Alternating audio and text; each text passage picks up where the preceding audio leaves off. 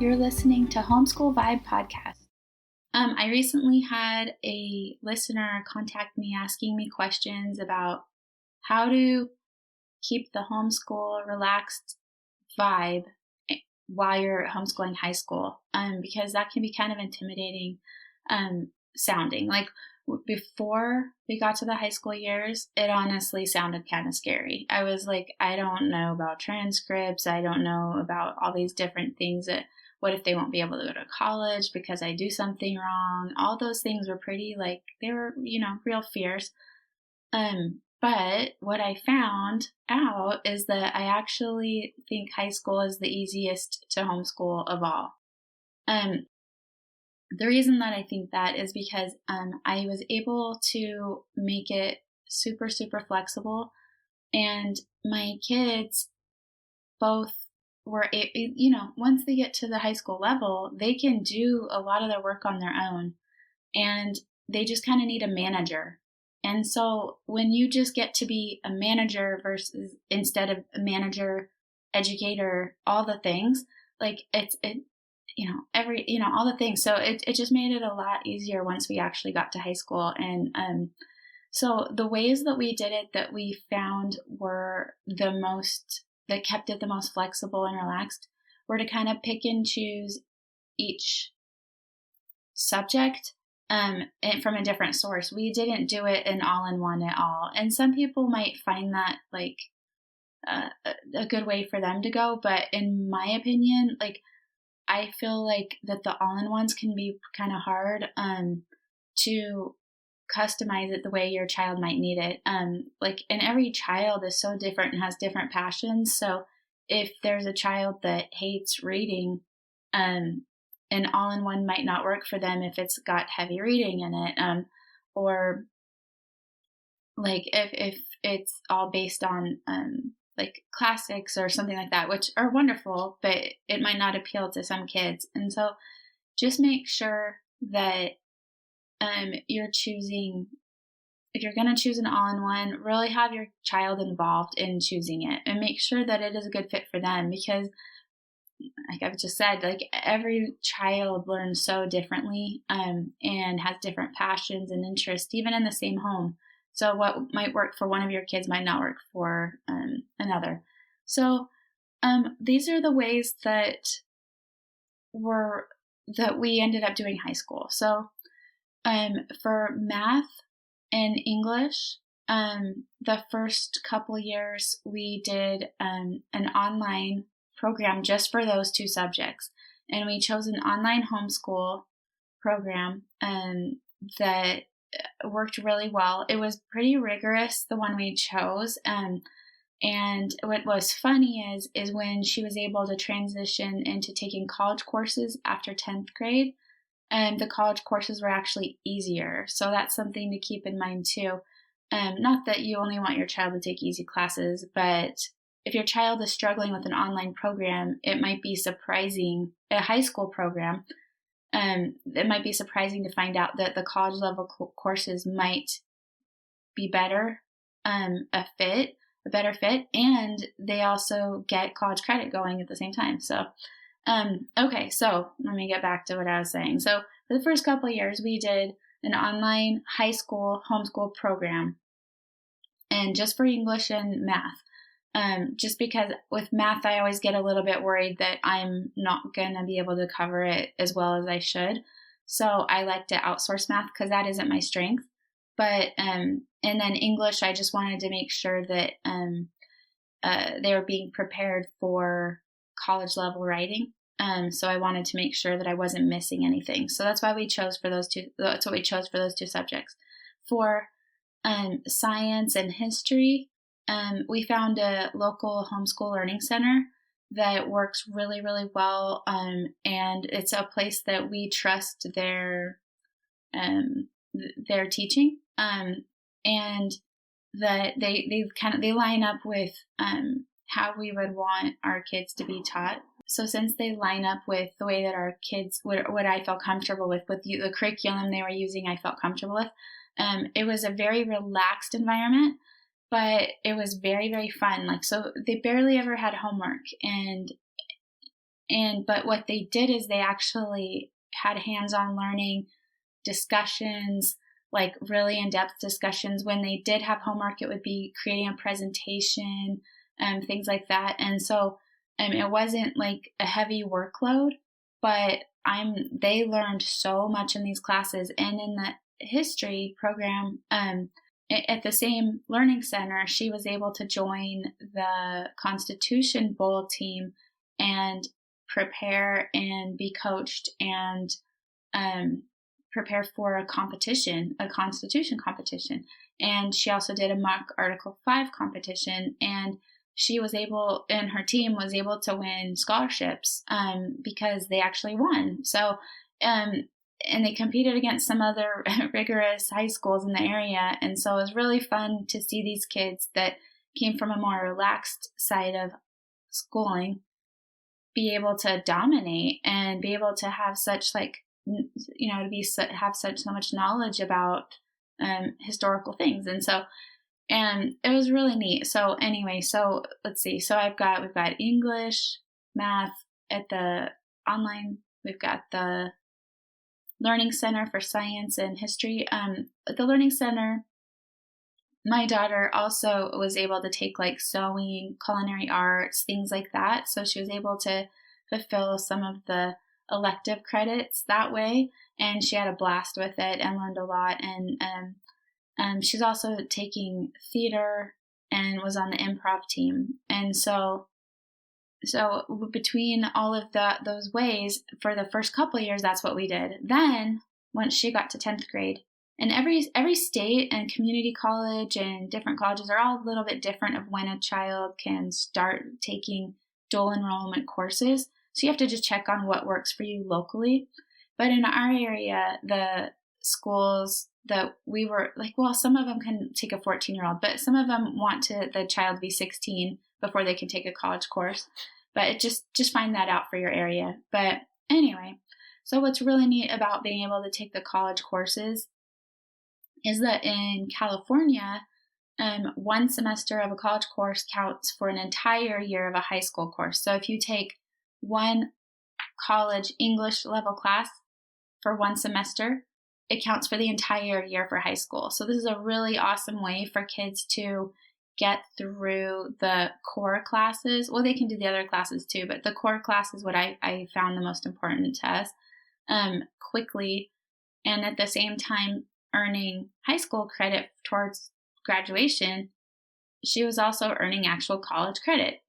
So it's really neat. So I can't remember I think she's really close. She just graduated high school, but she's very close to finishing her 2-year, which is really neat to start out that way. And it's a lot cheaper. A lot of the things are either, some of them are free for concurrent enrollment, or they're discounted from the regular college rate. So it's a really cool way to get, one, you don't have to pay for curriculum for those subjects that you take college classes in. And you might have to buy the book, but we didn't even have to do that. Most of the classes right now that she took in college for the past couple of years, I think we only had to buy like one book. Everything was like an online curriculum. It was really interesting.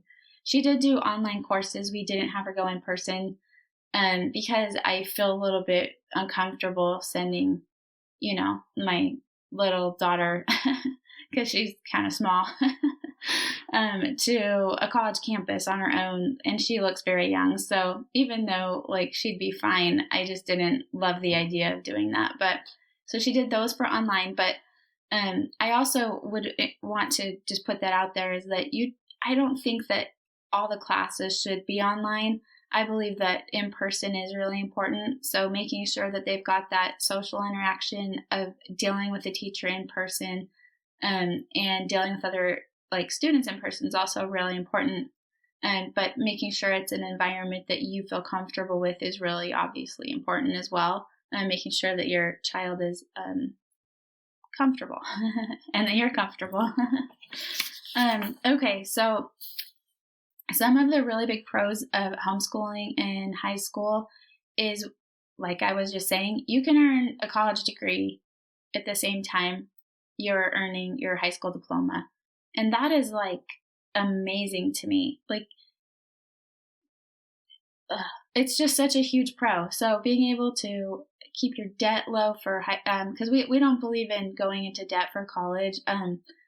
I feel like that's a massive burden to put on kids. And I also don't think it's the parents' responsibility. I think it's good for us to guide and help, but I don't think it's our financial responsibility unless we are comfortable doing that. I don't think anyone should ever go into debt for college.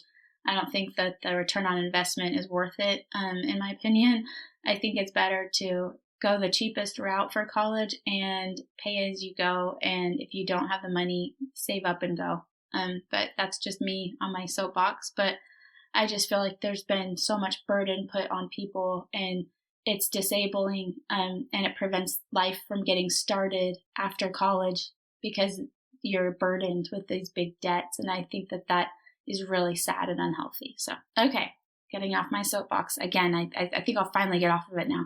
But okay, these are some other pros about homeschooling in high school. My daughter is very passionate about theater, and because of the being able to have a flexible schedule, her learning center classes were only, I think she was only going 2 days. She was going like 2 days a week, and then she had her Constitution Bowl meeting on like a Friday. So it'd be like 3 days some weeks, but 2 days, and it wasn't the entire day. And so, but she was still learning massive amounts. Like she was learning more than most kids in regular high school in these shorter periods of time. But she was able to be flexible for theater. And so she was in several pretty big productions and was able to handle it all and not have to wake up at like 7 a.m. and get to school like super early, because like when she was out really late at theater. So she was able to have this flexibility, and she had so much fun. So high school has been, even with the COVID stuff, the first couple of years for her, high school's been an amazing experience of just happiness and fun, and so many fun experiences. The first year was really rough with what happened with COVID, but you know, that's just what happened to everybody.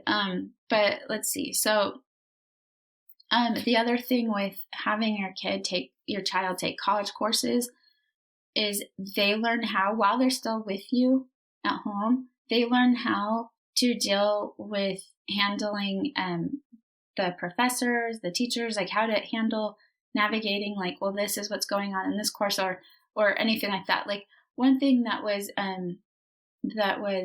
happened with my son, which was a real bummer, but cause he went to the local community college, and the local community college English course that we signed up for, he took one semester from a teacher that he really liked and signed up for another semester with the same teacher.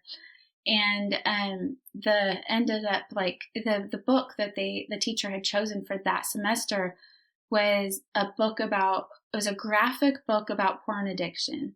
And so that I thought my son was very uncomfortable, and he came to me and told me, and I'm really grateful. And I said, we probably need to switch the class because that isn't something I want you focusing on for an entire semester. That's not healthy. And so he went and spoke to the teacher. It didn't go well for him, unfortunately, but he had the experience of being able to advocate for himself. Even if it didn't go well, he had that experience. And he told the teacher, he goes, I have to drop your class because of this book.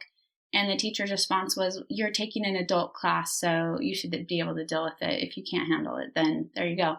Which was really unfortunate because it's not just about being an adult in order to have that kind of thing. There's going to be adults that aren't comfortable with that subject matter, and to be focused on that and to have graphic images and graphic stories in a book. And it's really sad because the world is full of amazing literature to use in an English course. So why spend a whole semester focusing on something like that?